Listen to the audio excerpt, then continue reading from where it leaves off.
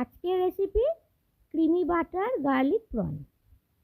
তার জন্য চিংড়ি মাছটা ভালো করে ধুয়ে নুন গরম জল দিয়ে একটু ফুটিয়ে সেদ্ধ করে রেখে দিলাম।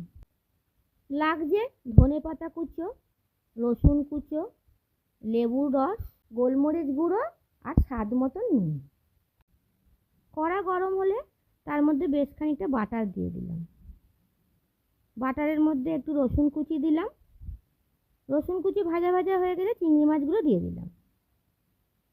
চিংড়ি মাছ ভালো করে ভেজে নিয়ে দিয়ে দিলাম গোলমরিচের গুঁড়ো, বেশ খানিকটা ফ্রেশ ক্রিম আর স্বাদ মতন নুন।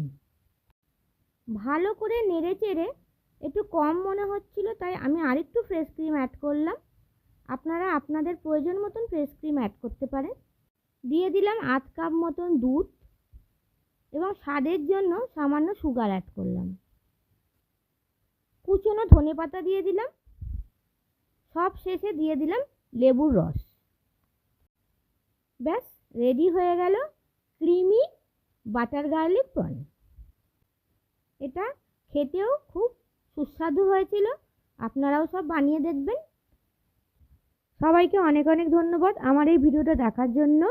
সবাই লাইক করে দেবেন, ভালো লাগলে একটু কমেন্ট করে দেবেন, আর যারা নতুন দেখছেন তারা পেজটাকে সাবস্ক্রাইব করে দেবেন। Thank you so much. সবাই ভালো থাকবেন, সুস্থ থাকবেন।